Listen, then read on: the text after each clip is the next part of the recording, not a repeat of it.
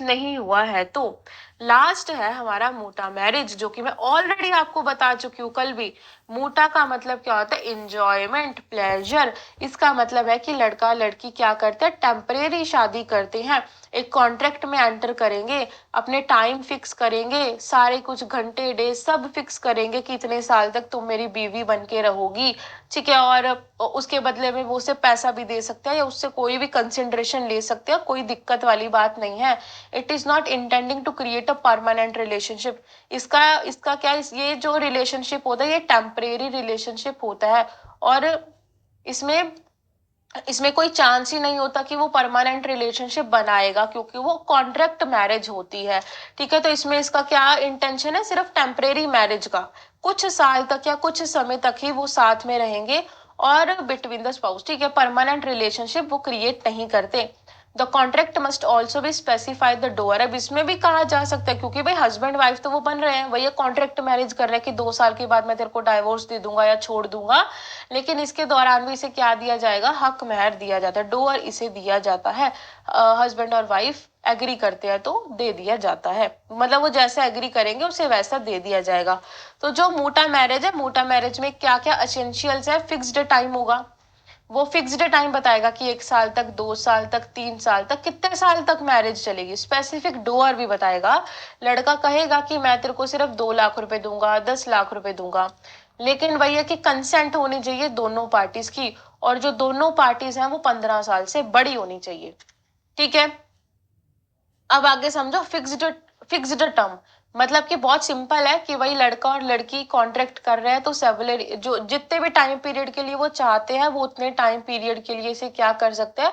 Extend कर सकते हैं। अगर कोई फिक्स्ड टाइम पीरियड नहीं है, अगर मान के चलो एक एक चीज है कि लड़का और लड़की दोनों ने क्या कर लिया? टाइम फिक्स कर लिया कि 2 साल तक हम लोग हस्बैंड वाइफ बन के रहेंगे, लेकिन अगर अब उन्होंने कोई टाइम फिक्स नहीं किया, वो बस ऐसे ही रह रहे हैं, तो कहते हैं कि अगर टाइम फिक्स नहीं किया तो उस मैरिज को क्या कैसे ट्रीट किया जाएगा? उसे परमानेंट मैरिज ही ट्रीट किया जाएगा।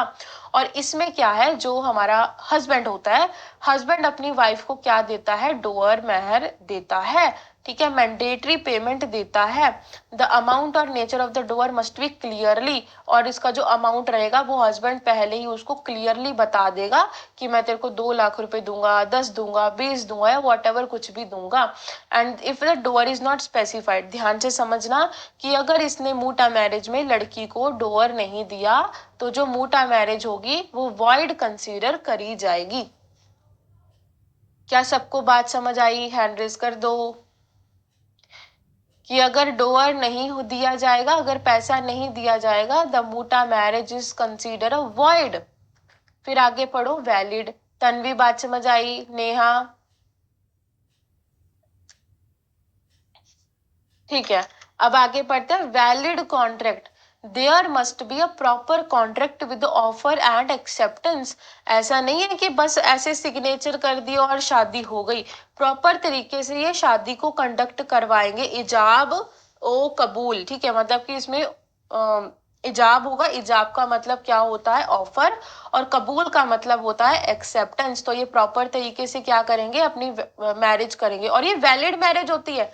ऐसा नहीं है कि किसी ने कॉन्ट्रैक्ट मैरिज कर लिया, मोटा मैरिज कर ली तो जो हमारी जो मैरिज है will be a void. No, वो वॉइड तभी होगी अगर उसमें हक मेहर नहीं दिया जाता, उसमें डोअर नहीं दिया जाता, अदरवाइज वो वैलिड रहेगी, ठीक है। उसे प्रॉपरली अच्छे तरीके से ट्रीट किया जाएगा जो पार्टीज है। लेकिन वही बात है, कबूल सॉरी कबूल बोलियो, इजाब और कबूल होना चाहिए, ऑफर और एक्सेप्टेंस होना चाहिए।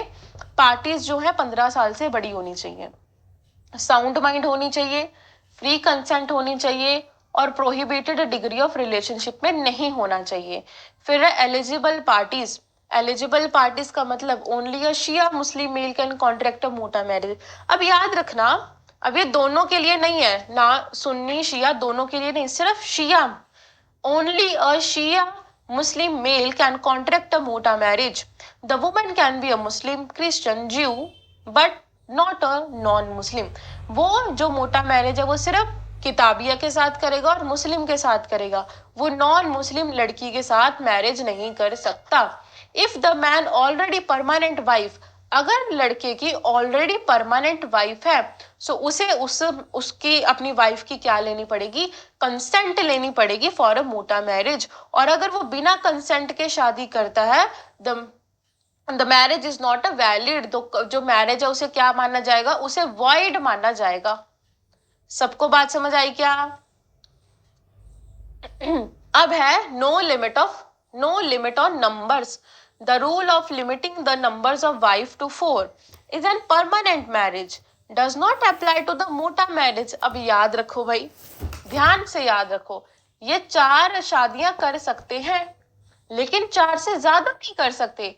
लेकिन कहा ये जो 4 शादियां होती हैं ये परमानेंट मैरिज होती है, मोटा मैरिज इसमें इंक्लूड नहीं है। मतलब 4 ये परमानेंट शादियां कर ले, इसके अलावा लड़का जितनी मर्जी लड़कियों के साथ मोटा मैरिज कर ले, कोई दिक्कत नहीं है। क्या सबको बात समझ आई? क्या हैंड रेस कर दो।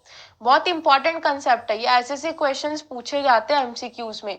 ठीक है, तो वही है कि परमानेंट मैरिज है, 4 बीवियां इसकी परमानेंट, उसके अलावा वो टेम्परेरी मैरिज कर ले, जितनी मर्जी लड़कियां टेम्परेरी बेसिस पे रख ले, कोई दिक्कत नहीं है। क्या सबको बात समझ आई? क्या हैंड रेस कर दो। सबको क्लियर है?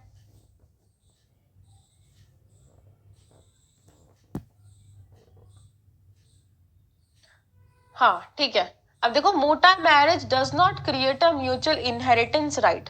अब इसमें इनहेरिटेंस का राइट नहीं आएगा, प्रॉपर्टी का राइट नहीं मिलेगा भाई, ये तो टेम्परेरी मैरिज है। टेम्परेरी मैरिज में थोड़ी आपको राइट मिलेगा प्रॉपर्टी का। अब if the contract specifically provides for inheritance, अगर कॉन्ट्रैक्ट में स्पेसिफिकली बता दिया गया, कॉन्ट्रैक्ट में मेंशन कर दिया गया लड़के के द्वारा कि या लड़की के द्वारा कि ये जो प्रॉपर्टी है, ये प्रॉपर्टी इसे मैं देता हूं, तो वहां पर सही है। लेकिन वहां पर मेंशन नहीं है कॉन्ट्रैक्ट में, तो नहीं। लेकिन अब मान के चलो अगर मोटा मैरिज से कोई बच्चा पैदा हो गया, तो वो लेजिटिमेट होगा या इलेजिटिमेट? तो वो लेजिटिमेट बच्चा होगा, और वो बच्चा अपने फादर से भी और अपनी मदर से किसी से भी प्रॉपर्टी इनहेरिट कर सकता है, किसी से भी प्रॉपर्टी ले सकता है, from both parents, not only husband, only father नहीं, बोथ पेरेंट, मदर और फादर दोनों। ठीक है, और इनके बच्चे को क्या माना जाएगा, लेजिटिमेट माना जाएगा, जायज बच्चा माना जाएगा। आगे है मेंटेनेंस के बारे में।